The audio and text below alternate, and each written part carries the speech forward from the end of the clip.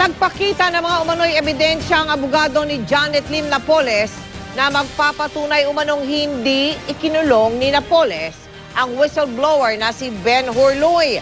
Ang sabi pa ni Attorney Lorna Capunan, posibleng trespassing daw ang ginawa ng mga tauhan ng NBI sa tinagurian nitong pag-rescue noon kay Luy.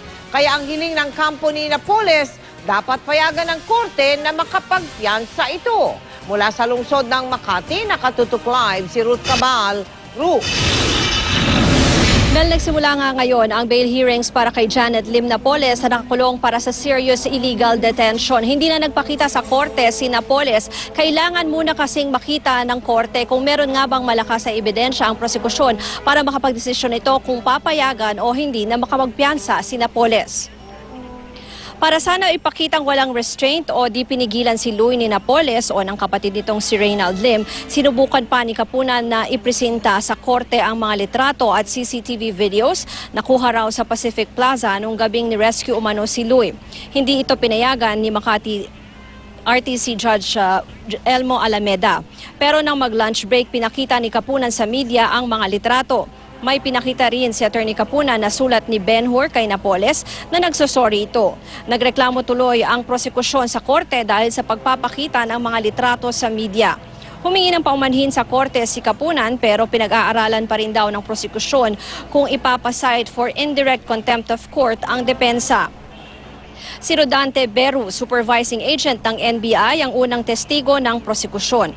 Kasama siya sa NBI team na ang misyon raw ay mag-rescue kay Ben-Hur Luy.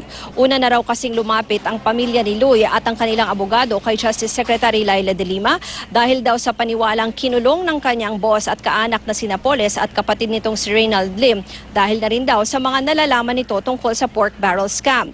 Kwento ni Beru, March 22, 2013, pinuntahan nila sa Pacific Plaza sa Taguig ang condominium unit na pag-aari raw ni Napoles pero ang nakatira ay ang pamilya ng kapatid niya na si Reynald.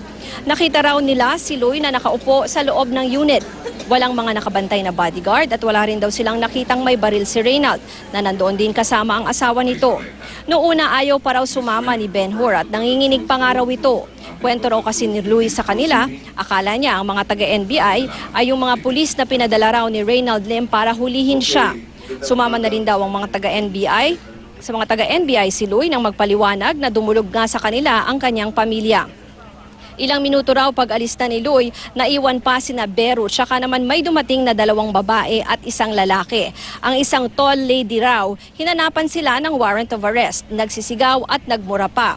Sa opisina na lang daw nila nalaman na ang tall lady pala ay si Napoles. Hindi na raw sila nakapagsagawa ng warrantless arrest dahil ayon kay Beru, hindi nga nila alam na si Napoles na yon. Si Reynald na aarestuhin na sana nila nagkaroon daw ng chest pain at dinala muna sa St. Luke's Medical Center at hanggang ngayon ay hindi pa siya nahuhuli. Pero sa cross-examination ng abogado ni Napoles na si Attorney Capunan, kinwestiyon niya kung ano ang ginawa ng NBI para makumpirma kung totoo nga ang inirereklamong illegal detention ng pamilya Luy. Sabi pa niya baka raw nag-trespassing pa nga ang mga taga-NBI dahil wala naman silang dalang search warrant.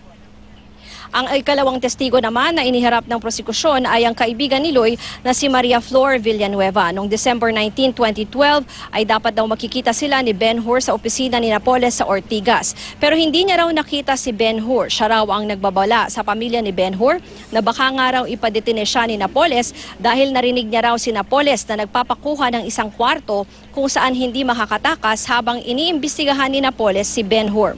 Narito ang pahayag ng mga abogado ng prosekusyon at depensa. Ayan ang exit. At si Mr. yung kapatid, si Mr. Jojo Lim, nauna. Pwede naman siyang tumakas, no? So, sinasabi nila na restrained siya, hindi naman po restrained.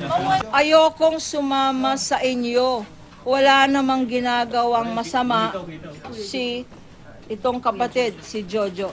Hindi nila napasinungalingan yung sinasabi ni Flor na narinig nga niya si Ginang Napoles na nagbigay ng instruction na bigyan siya ng kwarto para imbestigahan yung sinasabi niyang tao.